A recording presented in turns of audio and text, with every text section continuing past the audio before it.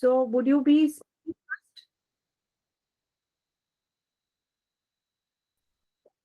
Good afternoon, all.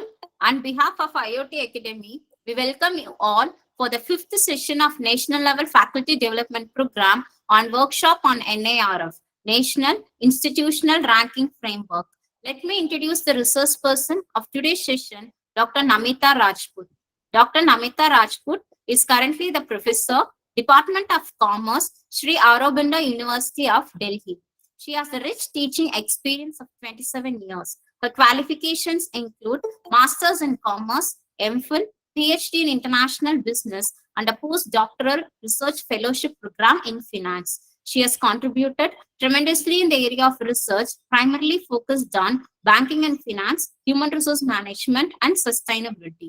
Dr. Namita has to her credit over 200 conference proceedings and publications, out of which over 70 are published in Scopus, ABDC, and UGC journals. She has been invited as a delegate on numerous occasions, participated and presented papers in over 150 national and international seminars.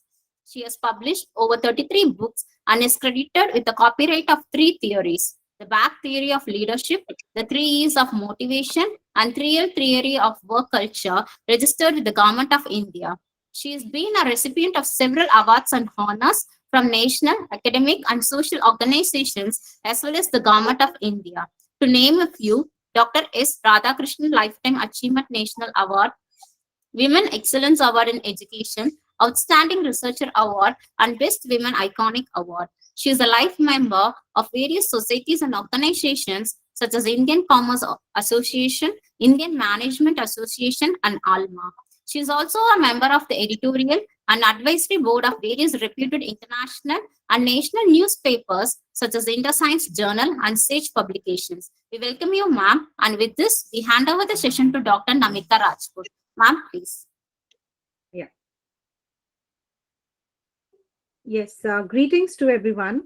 I hope my video and my slides are visible to everyone. Yes, ma'am, your slides are visible, ma'am. Perfect. So this is a very important workshop, which is on accreditation. Slideshow mode, ma'am? Okay.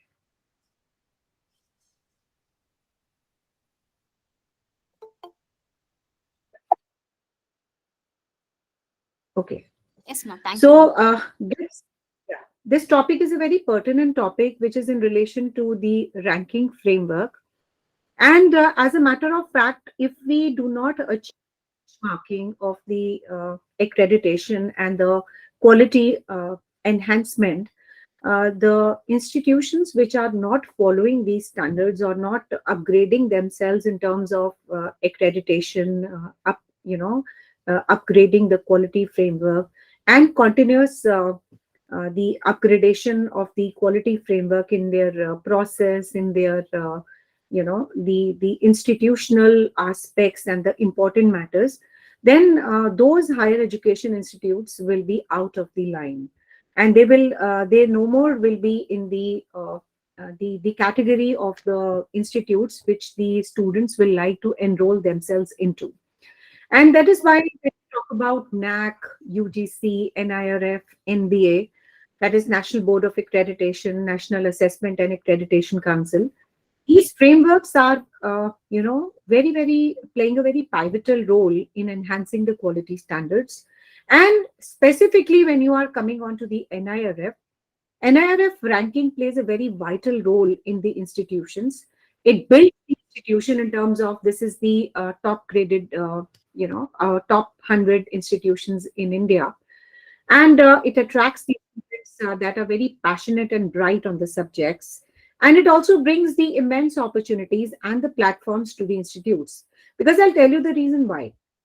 The institutes which are following the criteria of assessment and accreditation, and they are following the benchmarks, they are crossing the thresholds of the the institutional framework.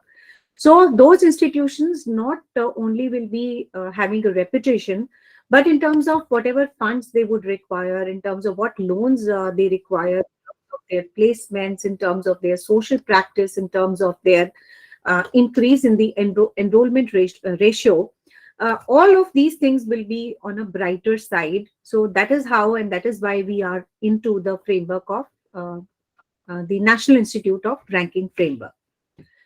So, as a matter of fact, you have been, for last so many days, you are into this framework, and Anuradha and the other resource persons have shared their valuable, views on the NIRF and their different criterias and parameters. So, just a recap of what we have done before, because it's very important to put the things on the right perspective and in the right frame of mind. So NIRF gives the institutes a category under the following. Like they have the university rankings, they have engineering, management, pharmacy, college level, framework. Then we have medical law, architecture, dental, research institutes, and the overall ranking framework. So, in a matter of about, say, 6 years of journey, this particular system of NIRF has evolved quite substantially. So, just a brief history of NIRF. The first government ranking for the colleges and universities in India were released by NIRF in 2016. And as per the media reports, India's specific government NIRF rankings were launched due to the poor performance of the Indian universities in the World University Rankings. So, see, when you talk about the global rankings, we have two. One is Quacquarelli Simmons, that is the QS ranking, and the other is the Times Higher Education, that is THE ranking. So, these international ranking bodies, they basically talk about the improvement in the higher education. So, like they want to internalize the system, they want to upgrade the system in terms of improving the higher education standards. But when you talk about the Indian scenario, we are not talking about upgrading the standards in the relative terms. We are talking more on the accessibility of the education system to all of us. That is the inclusive part. Because majorly the gross enrollment ratio and there are few rural sector areas which are excluded from the education paradigm. So basically, the World University Ranking gives more emphasis on the parameters like internationalization, and they have, super high standards as far as the reputation of the universities are concerned. So if you compare the global standards with the Indian standards, we are quite behind. And definitely, here we are not talking about in the Indian context about the internationalization of education, although we would be talking about, as in when the years will evolve and we are all onto the accredited framework, still many of the institutions in India are not accredited.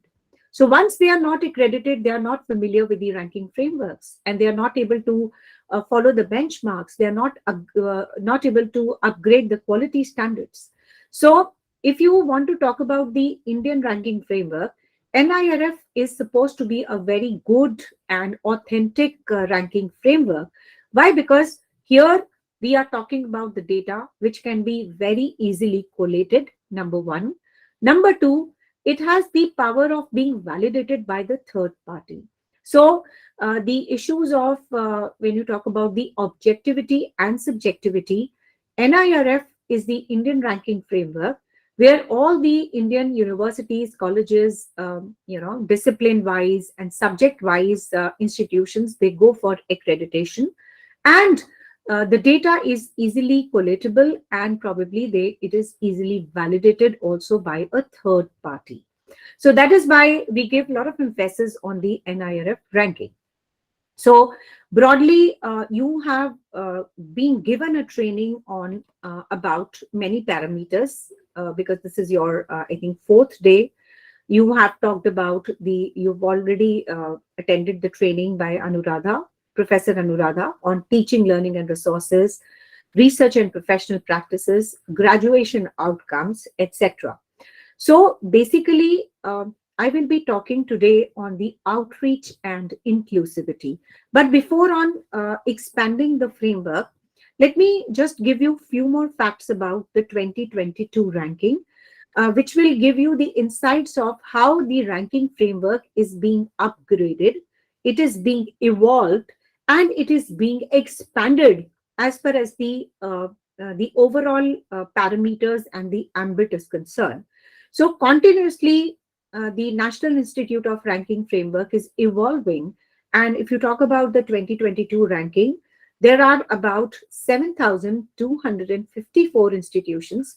They participated in NIRF ranking 2022 in the different categories, probably subject wise, university wise, college wise, etc.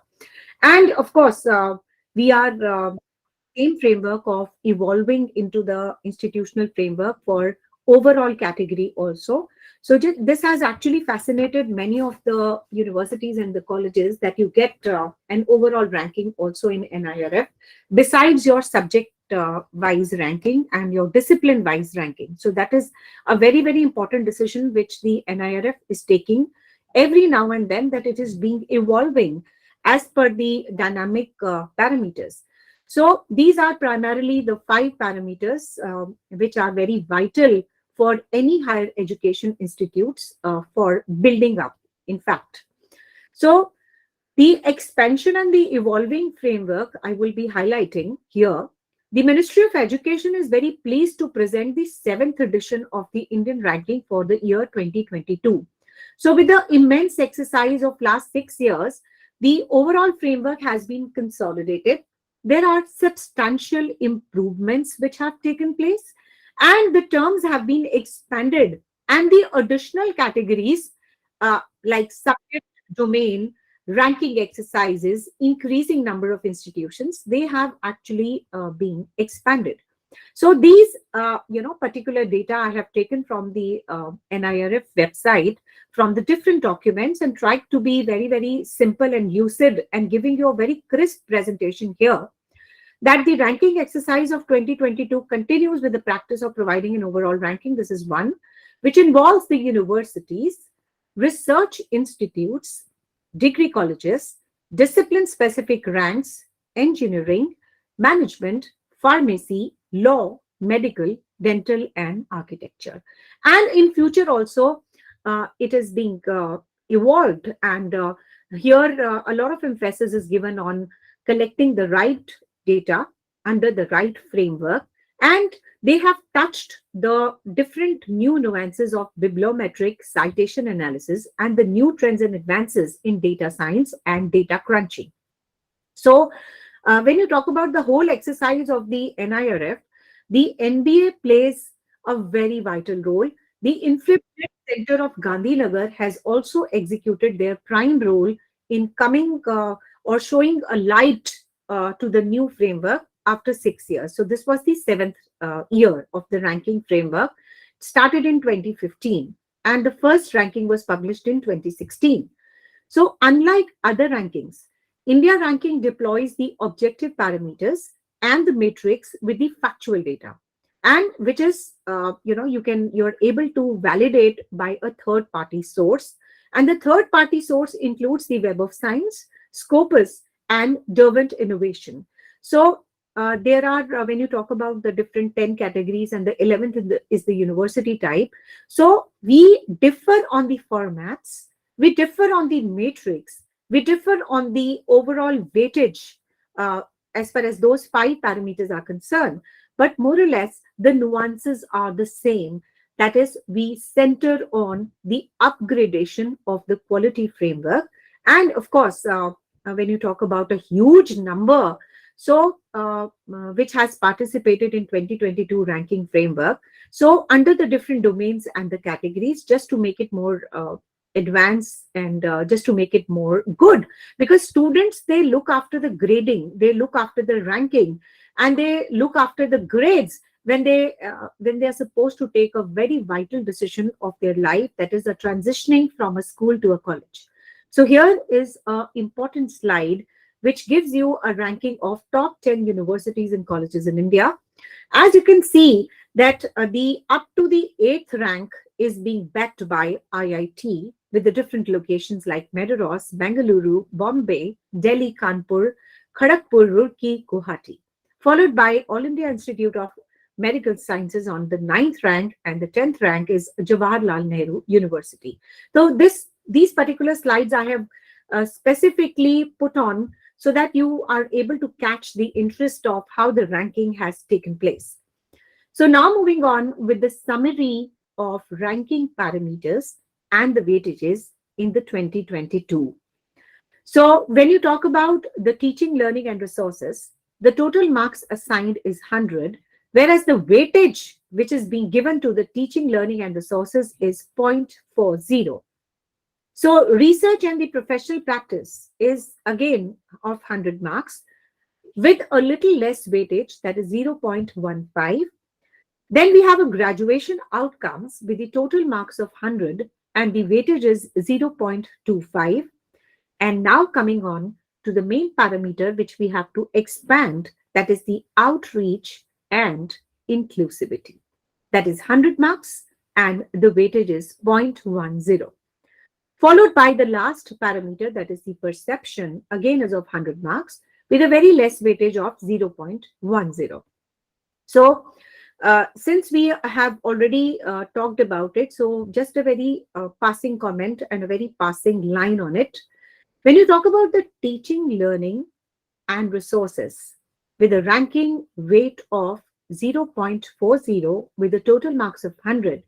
So we give total marks of 20 when you talk about the student strength, followed by the faculty student ratio with an emphasis on the permanent faculty of 30 marks. So that is, we are giving emphasis on the stability part of the teachers, because more stable they are, their mind will be relaxed, and of course what their contribution will be towards the higher education institute will be stupendous, will be substantial.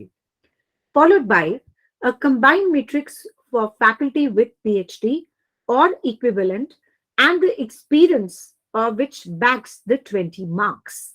So of course the experience has no substitute, so that is why the institution with the experienced teachers will have a mileage and will be getting good marks.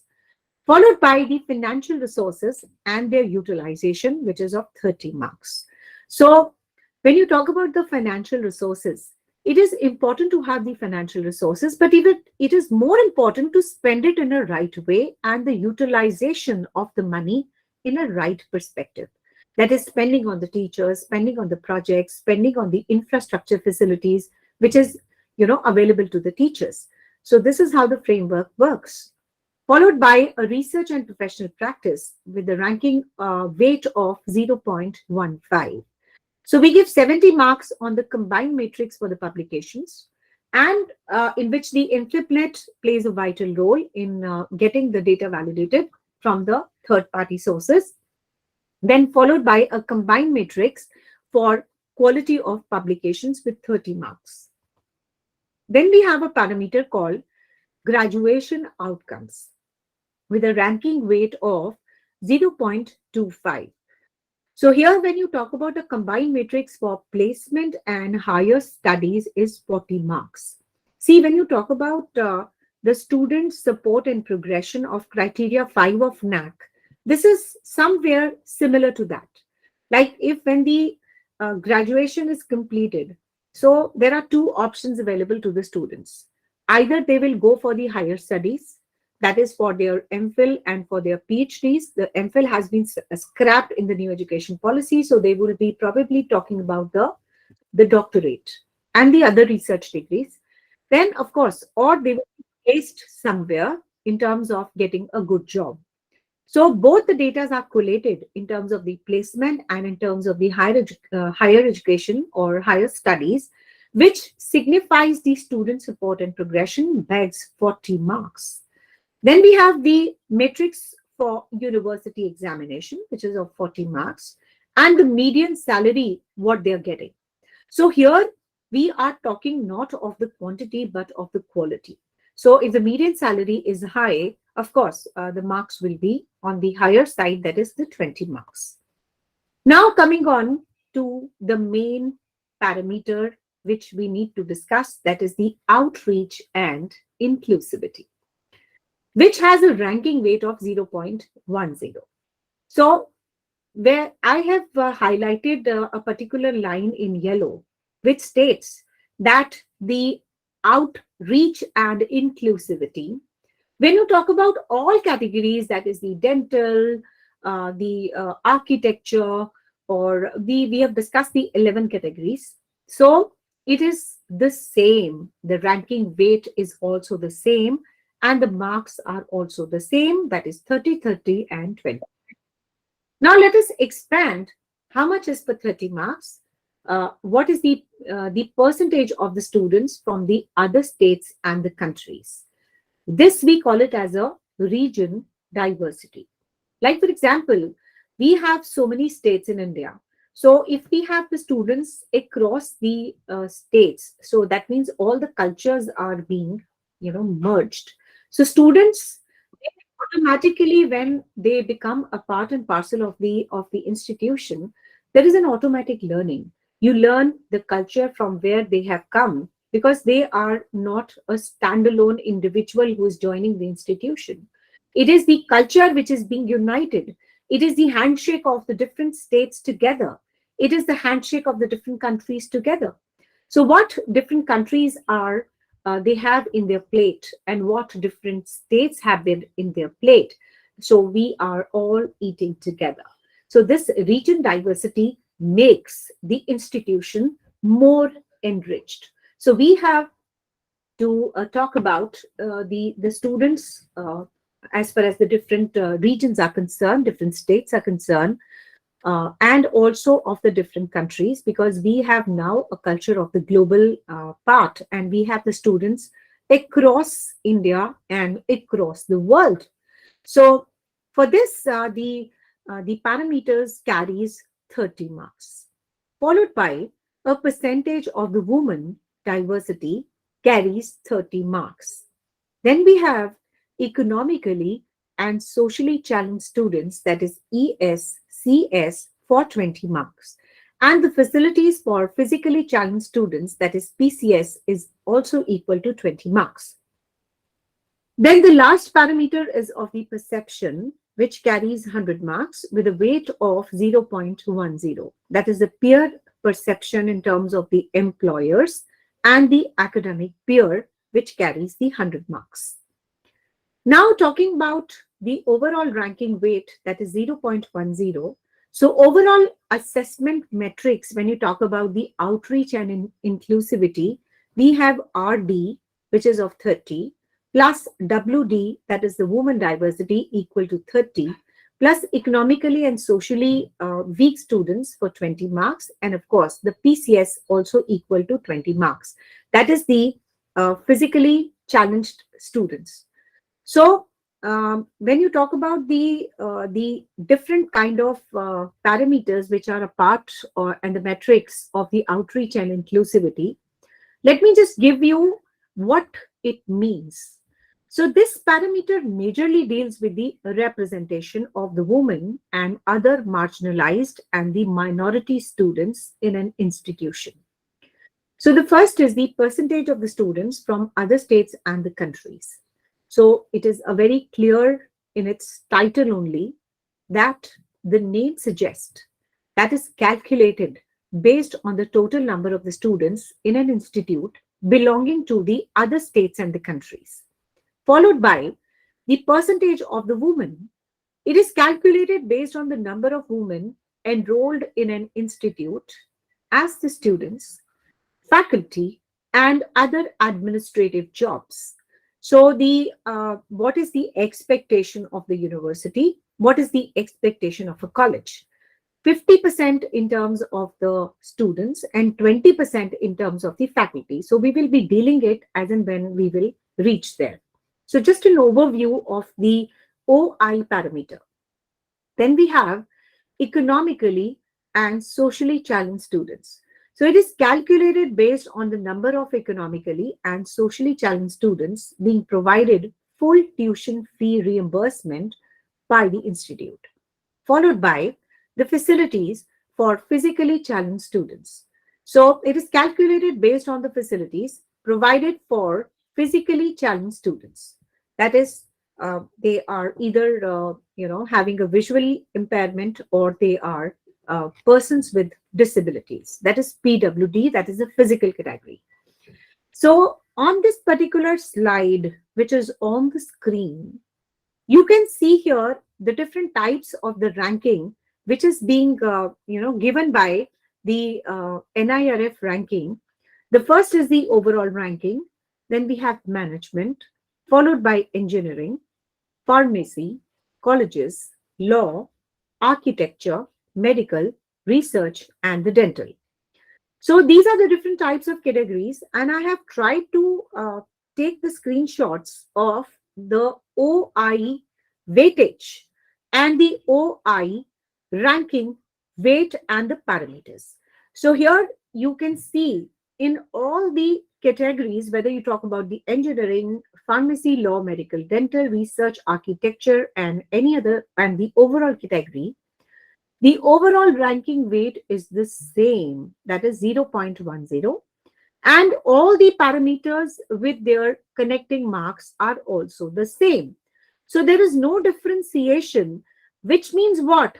That the ranking framework gives equal importance whether you are from the engineering background or discipline specific law or medical or architecture. You have to follow the same structure as far as the outreach and inclusivity is concerned. You need students from the different states, different countries, which will carry 30 marks, followed by women diversity with 30 marks, economically and socially challenged students with 20 marks, and the persons with physically challenged disabilities with 20 marks. So 30, 30, 20, 20 is same across different categories, which are being categorized by NIRF ranking 2022. So here on this slide, you can see that the students, they are coming from different states, from different countries, and making one culture. That is the higher education culture. So this is what we want, and this is what the accreditation body also wants. We want region diversity. There is an exchange of ideas, there is an exchange of thoughts, there is an exchange of culture, which builds the higher education institute. So we look forward and we give due weightage, and it has a high substantial weightage of 30 marks when you have the students coming from different states and from different countries. So let me see how it moves on. So when you talk about a percentage of the students coming from other states and the countries, there is a formula, that is RD, that is the region diversity is equal to 25 into fraction of total students enrolled from other states plus 5 into fraction of the students enrolled from other countries.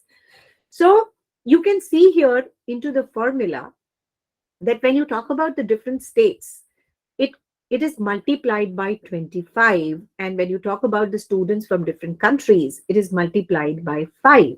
So that means what?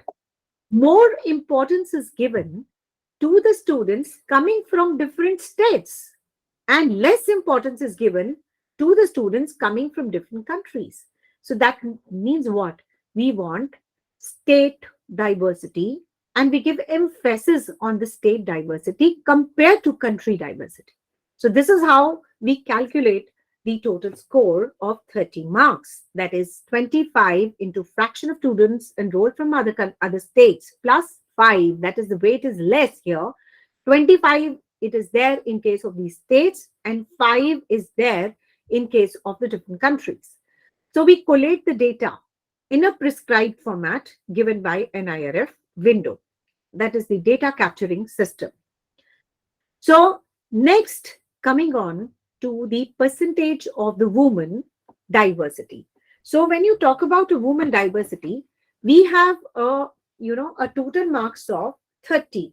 So when you talk about the 30 marks, we have particularly the marks of women students and women faculty. So let's see how it goes. This also carries 30 marks. So WD, that is the woman diversity, is equal to 15 into NWS 50 plus 15 into NWF 20. So what does it mean? NWS are the percentage of the women students. So WS, as I've highlighted and increased the font size so that you are able to catch hold of it, that is the women diversity has two major components. One is a woman student and other is a woman faculty. So what is expected that at least in the entire organization, we should have 50% of the students who are women and 20% of the women who is a faculty. So this is the expectation of the ranking institutions. So they give more weightage to the students and less weightage to the faculty. So in terms of, the expectation part I'm talking about. Otherwise, the formula is like WD is equal to 15 into NWS divided by 50. That is the total expectation plus 15 into N, that is the women faculty, divided by 20. That is, we at least expect 20% of the faculty to be women and 50% of the students to be women. So expectation has also to be kept in mind because the grading and the ranking is done on this premise and on this expectations. So on the left hand side, if you see, there is a continuum. On the one hand side, we have the male students, and on the other, we have the female students. So we want a balance. We want a gender balance in terms of the students. That is, half of it to be males and half of it to be females. But on the similar pretext, we cannot have 50% the female faculty members. So the lower expectation is only 20%. Now coming on to economically and socially challenged students. Now see, when you talk about the NSCS, it is equal to 20 into FNESC. So NESC is what? It carries 20 marks. It is the percentage of UG or PG students being provided with the full tuition fee reimbursement by the institution to pursue their degree programs. So we should have, as a matter of fact, more and more of scholarships and also the reimbursement of the fees, which is to be paid back to the students who are economically and socially challenged. So that is what is expected out of the higher education institutes, that you should build the institute in terms of fulfilling the dreams of the people who cannot afford the fees, and also a complete reimbursement will also instrument, it's a kind of an instrument which will channelize the students towards more of the education field. Otherwise, they will lose the opportunity of being educated and they will not be getting their dreams fulfilled for that matter. So this particular criteria, which is the third criteria, that is economically and socially challenged students, carries 20 marks. So more and more higher education institutes should look for it, that they should identify the students who are economically challenged and socially challenged, and they should try and reimburse the fees which they have to pay to the higher education institute. So this is going to not only build the institution, but also to build the careers of such students who are not able to afford the fees. So complete and the full reimbursement should be the way. Now, the fourth parameter of outreach and inclusivity of NIRF criteria 4 is facilities for physically challenged students. When you talk about a physically challenged students, either they are virtually challenged or they are physically challenged. So if you have the facilities in the higher education institute, this will carry 20 marks. So these are the straight 20 marks which the higher education institutes can always look for by arranging the physically challenged students all type of facilities which will actually make them, equitable.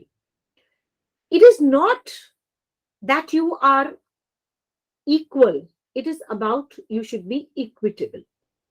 Like, for example, when you cannot walk, but if you're provided a wheelchair, so that means the mobility of a normal child compared to a physically challenged student will be equal, because with the help of the wheelchair, the mobility of both the students will be the same. So that means I am not disabled because I don't have legs or I'm using the wheelchair. I am actually physically challenged if the higher education institutes are not taking care of my needs. So if you want to conquer the the physical challenges of a student, then you should must offer all the facilities which are primarily required by physically challenged students. So, else in the proportion to the facilities, there should be more. So I'll give an example. Like, all these facilities, they are verifiable. So like, you should have ample lifts and the ramps in your institution, so that if the wheelchairs are being used by the physically challenged students, there is no problem in their mobility, because these lifts and the ramps, they will allow the equitable atmosphere, which is very important and is a key instrument to make them feel happy at their institutions where they are taking their education. So if they feel neglected, or probably the lifts and the ramps are absent or completely not built and their needs are ignored, then that institution will carry a wrong reputation and will say that these higher education institutions are not inclusive. So make your workplaces, make your higher education institutions more inclusive in terms of the opportunities, in terms of giving the facilities to the persons with disabilities, because it is their right. And if you are giving them some walking aids like the wheelchairs, then socially and a specially designed toilets for the Divyangjans, then that institution will be seen from a human eye, and will also be upgraded and will also be ranked up as far as the ranking and accreditation institutes are concerned, because it is a kind of a social angle, it is a kind of a human angle which is at the center of the higher education institutes. Because if you even don't have in the current batch, probably in coming batches or in the previous batches, there must be some persons with disability, with the low vision, with the physical disability. So you must provide them the lifts and the ramps, the walking aids like wheelchairs, and the specially designed washrooms for the Divyangjans. So in this picture, you can see that in the library, the wheelchairs are allowed, and the person feels comfortable, and there is an assistance being provided by the librarian or the assisting staff, so that they are also able to access the facilities in the higher education institutes, followed by the washrooms in which there is a symbol of a wheelchair. There are ramps in the higher institution and organizations, and we should not be using the word Vikalang. We should be using the word Divyang, because Divyang is more inclusive, whereas Vikalang is a negative connotation compared to a Divyang, which is a positive connotation. So we should make the world more inclusive, so that they are not alienated, they are not secluded, they are not excluded from the environment, and they feel loved and they feel wanted in the higher education institute. So I would be now giving you some examples of the higher education institutes, especially in terms of the outreach and inclusivity of the top 10 universities and the colleges. And if you see The first is a Miranda House. Miranda House Residential College for Women is one of the premier women institutes of Delhi University. It was founded in 1948 by a team Vice Chancellor Sir Maurice Goyer, located in Delhi University campus. So, Delhi has retained its first position for the past 6 years consecutively in the college category of India rankings, that is from 2017 to 2022.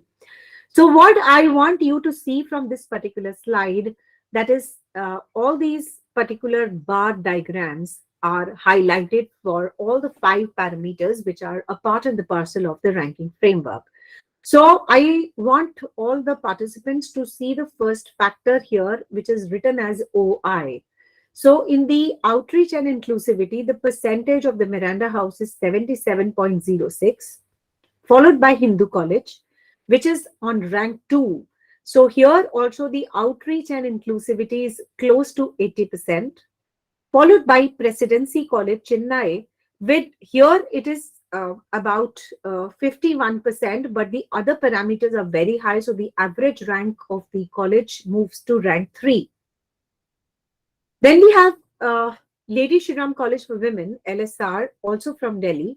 So LSR is a very important constituent women college of University of Delhi for a social science, humanities, and the commerce. It was established in the year 1956 by late Shri Lala Shriram. The college campus is situated at Lajpat Nagar in South Delhi, and LSR for women stands at the 5th position in the college category of India Rankings 2022.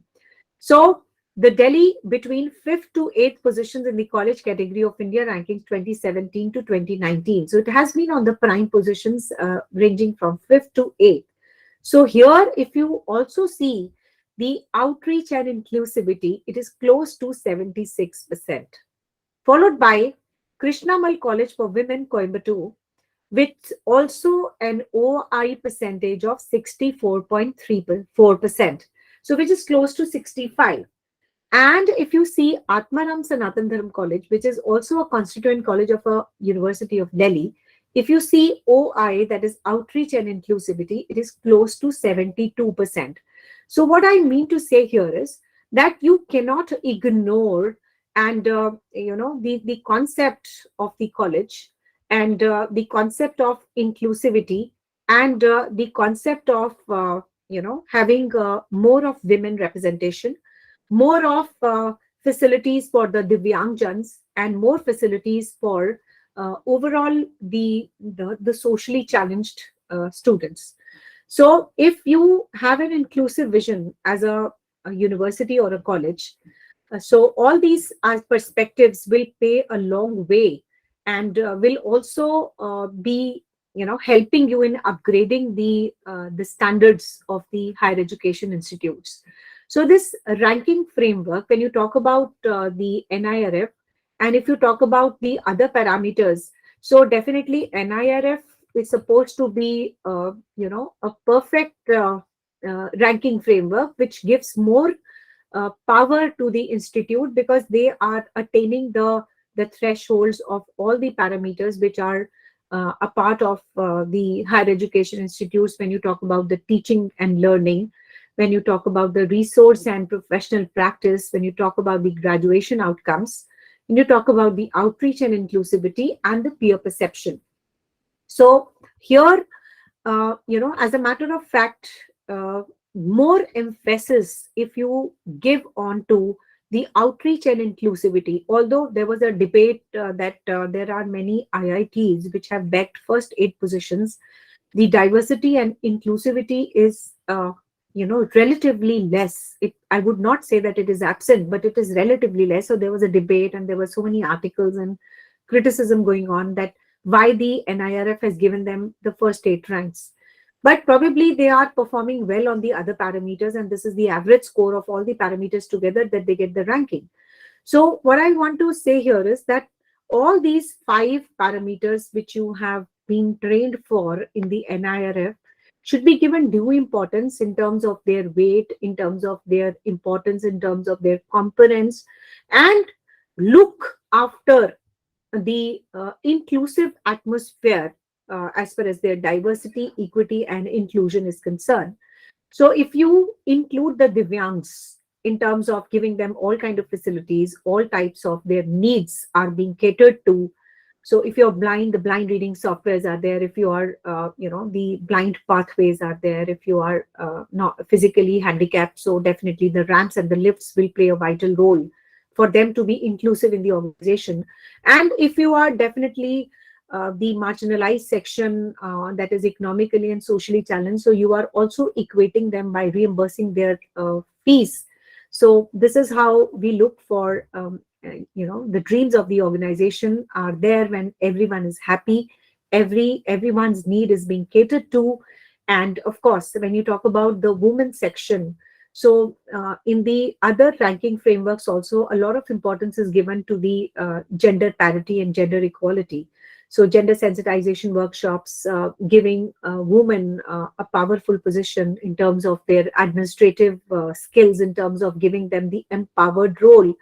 So this is also not going to complete your criteria and beg you good marks, but also the overall perspective for the ranking framework will be achieved. So that's all from my side, and I now request the organizers to open the dais for the discussion, because I was asked to discuss towards the last 10 minutes. So if you have any doubts or want to discuss anything with me, you're most welcome to do that. The session is open for discussion now. You can unmute and interact with the resource person, or you can post your questions in the chat box also. Thank you, ma'am. Thank you. Ma'am, there Yes, is a question, I ma'am. would Can I like. read it? Okay. Yeah, please. Kindly give the perfect ratio of percentage requirement of female faculties in individual discipline institute. See, when you talk about the expected, I had also put that in my slide. The expected framework accreditation institutes are expecting at least 20% of the females faculties. If you talk about the total faculty, if it is 80, then the 20 should be the female. So that's the expected ratio of the females vis-a-vis males. So that's on the ministry website. So I'm answering as per the documents which are provided by them. So the expected ratio is 20. Although definitely it will be a good trend if from 20 it increases to even the higher percentage. But this is what the least expectation of the higher education institutes. Is there any guideline for female employability in institute, ma'am? Is there any? Is there any guideline for female employability in institutes? See, as a matter of best practice, you can do that. But as far as the mandates are concerned, there are no mandates. But yes, it is evolving, and every now and then the framework is changing. So probably we can come out with a straight guidelines like 30% has to be, 30% has to be a female. So definitely, when you talk about the gender parity, it has to be maintained, and that is why when you talk about the higher education institutes, we have the gender audits now. There are some parameters which is generally followed, because the institutions which are going for the accreditation of the NAC, they are also going for NIRF. So almost the best practices will be tilted towards empowering the women, making the Divyangs washrooms, lifts, ramps. So there is a disability audit. I mean, these are not compulsory, let me tell you, but these are required in terms of getting good scores. So all the institutions, when it is an update right from the accreditation institutes, that you should be moving on towards the trend of an inclusive workplaces where the women is empowered, where the Divyangs are empowered, where the facilitation of the pathways and walkways and wheelchairs and ramps and lifts are in place. So generally the higher education institutes are following that. whether there is a mandate or not, it is actually not a mandate, but yes, disability audits and rehabilitation institutes, they are also playing a vital in making the institutions more inclusive, and probably they are talking about the institutes where all these things are built up to build the institutions, because all these things, they build the institutions. When when everyone is happy, everyone feels included, everyone feels that their needs are being taken care of, or they are not excluded from the decision making or administrative responsibilities, so they feel good that they are a part and parcel of the game. But yes, if the females are targeted, if the females are not given that kind of a role, so that data has to be given to the ranking framework, so automatically you decline as far as the, or you are demoted, or your rank is reduced if you're not following these practices. So automatically, if you talk about the mandate or not, the ranking institutions, they actually give you a benchmark which you have to attain. If you don't do that, you are you get low ranks. So in a way, it is mandatory. I mean, they are not making it as such mandatory, but because of the ranking framework, because of the benchmarking, uh, everything is being followed in the right perspective and in the right frame of mind, by making women empowered, by making divyangs important, by giving the reimbursement of the economically and the socially challenged class, and also the women diversity. And give like I'll give you an example of Delhi University. uh, uh, now this year we have a CUET score, but what we have been following is giving special discounts or special percentage down as far as the woman is concerned. Like if you're a girl child, then 1% less will also be taken, and just to include and increase the ratio of the students, female students. And as far as the women colleges are concerned, basically you have to be inclusive in terms of because they are, all the females are students, but basically to empower them for the administrative positions, by giving them a kind of a training programs, the faculty development programs, by giving them the opportunities to attend the 21st century challenges program across India and across world, giving them some travel facilities, just empowering them. Because these gender audits also, like, they are a part and a parcel of the NAC. It is not for the females that you have to give them. It is just because the females have to be now in the strong administrative and the strong powerful role. So these facilities will definitely make a difference and will make the institution building. So that's my take. Ma'am, what if for women's college? How is it calculated? The percentage for women's college. See, for women college, it is all women, so there's no problem. You get the full marks because there's all the women, because the males are not allowed. So that's the definitely that's an exception. So how can you have a male student? So there, the other parameters are different. So it is just like administrative role, how many female leaders are there, what kind of policies are there. So because the female colleges, you cannot have a differentiation of the percentage, but they are talking about in general, because they are making the specific guidelines. And I told you that this framework is evolving. So as from these discussions and the questions, we can give some input to the NIRF. They have some suggestion portal also, like what specific discipline the all female can apply, or under the what grading or special, because they are evolving every year. There's a rigorous exercise of taking the inputs from the different stakeholders and making it enriched.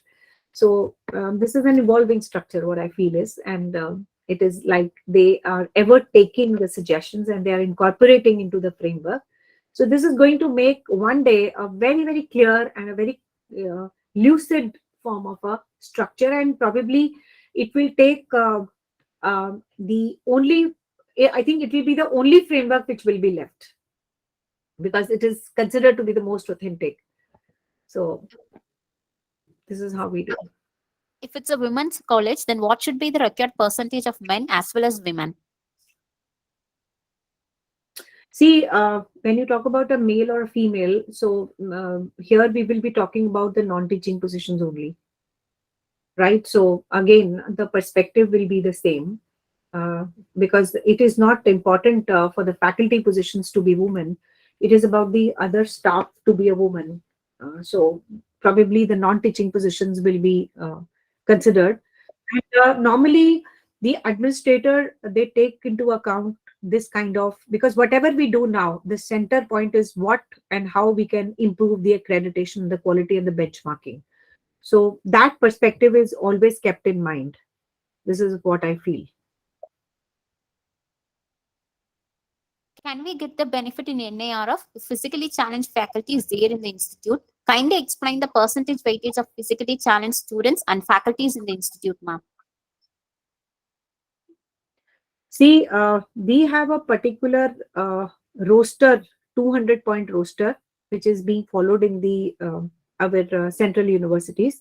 So every particular percentage, like we have unreserved categories, then we have SC, ST, OBC, EWS, then we have a percentage of the physically challenged. So there is a fixation of the, or we have a particular category that two visually challenged positions, or one visually challenged and one physical disability. So there is a following of the roster, as far as the teaching positions are concerned. And also in the non-teaching, we have also a roster which will be followed, whether it is the post which is to be a promotional post, or from the outside the people will be coming to the college. So it is a government roster, and how they are already placed in that organization. So roster will be deciding factor in terms of what positions and what how many positions. Like we will have two OR positions, sorry, the unreserved positions, and one will be for the blind, and one will be for the low vision, one will be for the physically. So every institution will have a different uh, implementation of the roster in terms of what, for how long the people have been placed, and how old is the college, and how they are implementing the policy. So the government decides there is a criteria, there is a formula of calculating uh, the position. So as per that roster, the people will be employed in terms of roster. But yes, for the private colleges, for the autonomous colleges, you can straight away follow and make your own policies and make a difference, and then you can get the accreditation accordingly. But for the government colleges, there is an implementation of the roster policies, and then accordingly, you will have the women employees and the male employees and stuff like this. Recently, my college got NAC grade B. Can my college get benefit in NIRF? There's no way, because all the thresholds and the parameters are different. But yes, since the college is on the accreditation framework now, so it will facilitate the work of NIRF. Otherwise, there's no connection between the two. It is a different accreditation framework, and this is another accreditation framework. But yes, everyone will have a mindset that you are already on the road of accreditation, and you have a mindset that yes, now we will be doing the stuff as per the accreditation bodies, and will make a difference and enrich the students, enrich the faculty, develop a culture of benchmarking and the quality. And there's a continuous quality improvement in the institution. So definitely that mindset, that network, that environment will make a difference. But otherwise, if you talk about the legality part or the connectivity between the two, they have no connectivity. But yes, some parameters are the same. Like I talked about this teaching and learning, and talk about the placement and about the higher education institute. So it is similar to the criteria 5 in NAC, which talks about student support and progression.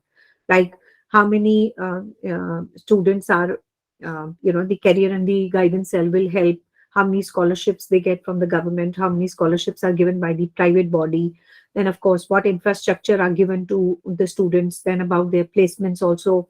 You have to clear cut give the data of the placement. So some parameters are the same, maybe the name is different, or probably you have to convert the information as per their perspective. But more or less, every higher education institute is working towards the quality enhancement, about walking on the road of accreditation. So almost the center perspective and the nucleus is only one, that is the quality improvement and increasing the benchmarking and taking the institution towards the quality framework. So this is what I feel. There's no connection. Dear ma'am, kindly guide us to conduct the list of innovative programs for women students. For which kind of programs? Women related Innovative programs. programs, ma'am.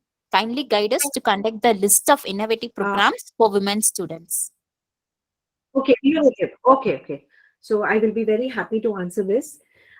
See, I am actually a quality standard lead auditor, which is I'm certified by ISO 9000 2015 and ISO 45000 2018. And I also do gender audits for higher education institutes. So I give consulting for the NAC, in which specifically, as the organizers are asking me to talk about the special innovative programs for women, you can, number one, show a documentary or a film which is woman centric, and of course, followed by and converting that watching of the movie or a documentary or a small film or a social cause film, and converting into a very you know a kind of an academic program, which is followed by a quiz and a debate. This is number one, and you can make it as uh, a very recurring activity, like in a month you can have this activity twice a month. So what you can do is you can make a list of the students, give them a YouTube link, and then they can appear for their quiz online also. So definitely there are a lot of softwares which can jumble up the quiz. So in the classroom, you can have a classroom activity, and we call it as a flipped classroom, in which you give the resources to the students earlier, and then you can have a discussion on them. This is number one. Number two is you can give conduct some kind of an experiential training programs by taking the students to the market and see how the women sellers are facing the challenges, because the more they are close to practical, the more learning will be, because they are very very happy to move out, interact with the basically the woman, and what kind of specific challenges they are facing as a seller. Like for example, they don't know how to bargain, they don't know how to price the product. So probably your students can, under the outreach program, they can just go there, adopt that particular place, and you can be a regular visitor to explain the selling concept, how to price, how to bargain, how to conduct themselves. This is number one. And then probably the students in the clusters, they can go to the slums and talk to them and empower the women in terms of that.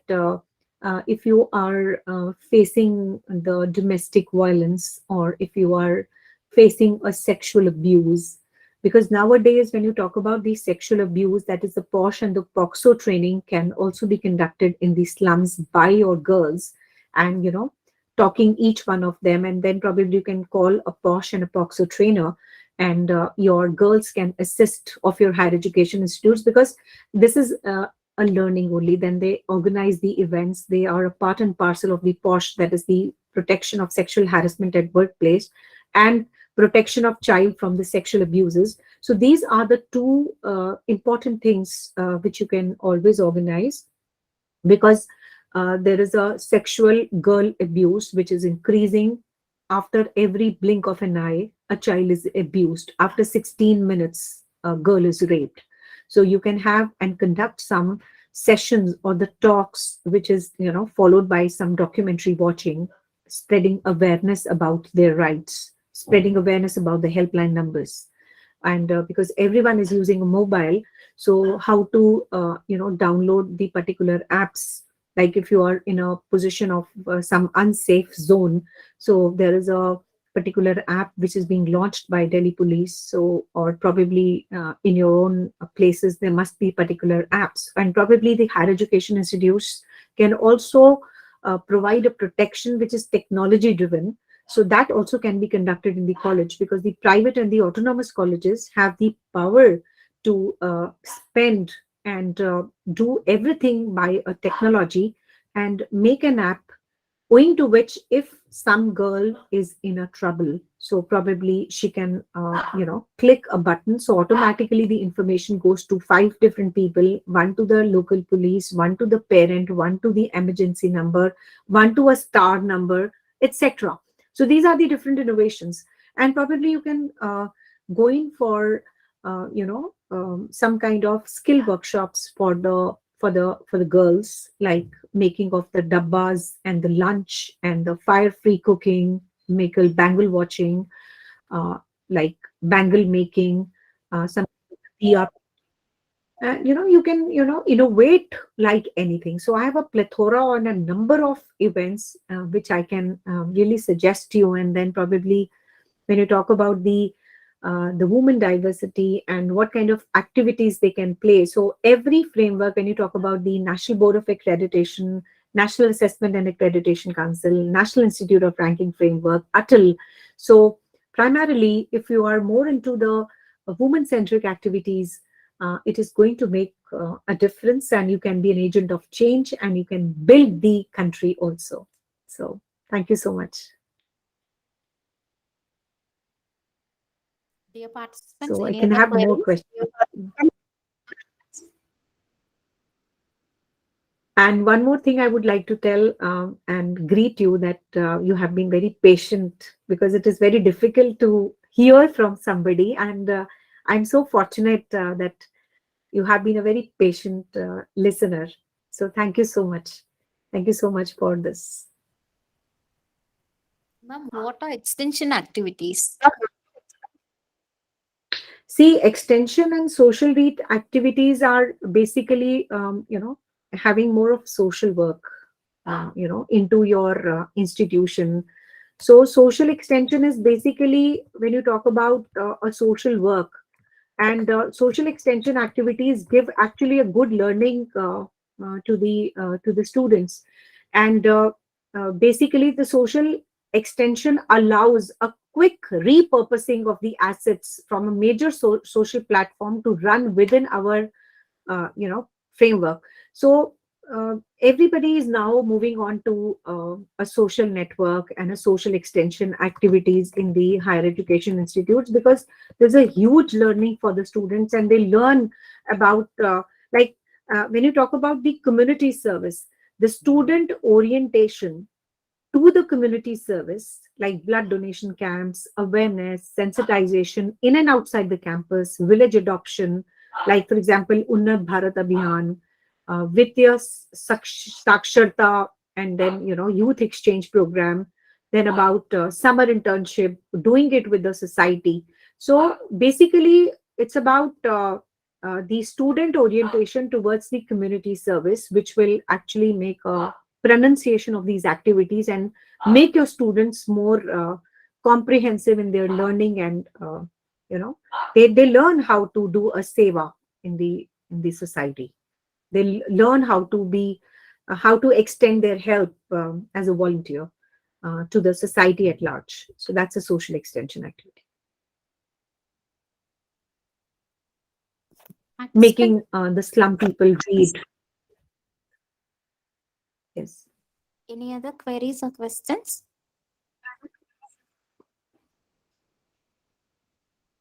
Thank you, madam. Thank you very much.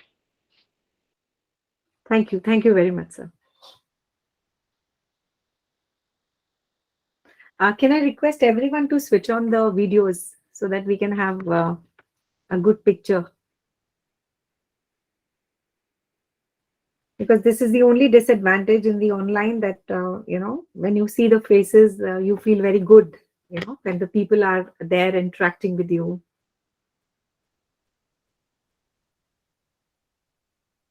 So we can have some future sessions on, because I am an NBA assessor also.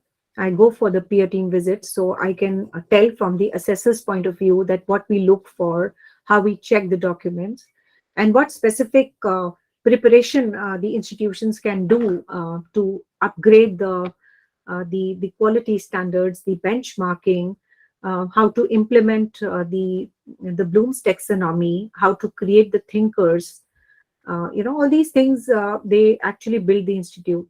So this probably we can have some future sessions on this. It was really a pleasure meeting you all. I can see Priya, then I can see Mr. Durga, Vinu. Thank you so much for being a part of this discussion. Thank you so much. Respected madam, if it is possible, please conduct a seminar among NAC, Sure, sir. Sure, if it is possible. sir, definitely. The organizers to conduct the sessions and Okay, probably. madam. Okay, madam. In the remarks, I will already posted, madam. Thank you so much. Okay, madam. Kindly Thank you. share, Thank you very much, madam. ma'am, kindly share your mobile number or email ID, ma'am. Please, ma'am, for further It's contact. Namita Rajput 27@gmail.com. Okay, ma'am. You can Thank see you. my LinkedIn profile. LinkedIn also, I have a profile on LinkedIn, Okay. and I'm writing my phone number in the chat box. So if you have any queries, you can just text me also. Sure, ma'am. Thank you, ma'am. Wonderful speech, ma'am. Excellent. Nice class. Thank you. Thank you very much. Thank you, so ma'am. much. Thank you, ma'am. Okay. Thank you, ma'am. Wonderful Thank session. you. Thank you, ma'am. Thank you. Thank you. On behalf of IoT Academy, we thank Dr. Namita Rajput for the informative, interactive, enlightening, and enriching session. We thank you for the amazing presentation, ma'am, and we thank you for enhancing our knowledge with the commendable presentation. We thank you very much for your efforts, ma'am. I thank all the participants for joining the session today. Kindly submit the feedback form using the link that has been posted in the chat box. Thank you all. Have a great day.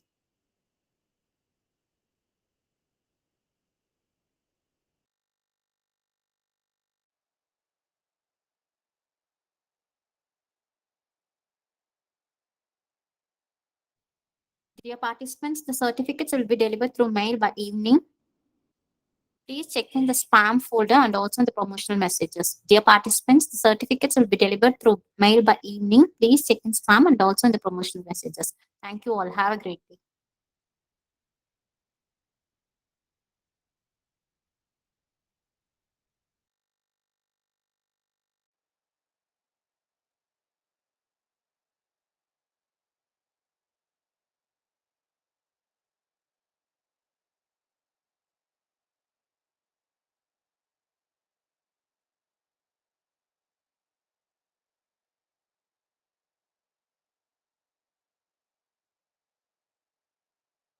It's a soft copy, ma'am.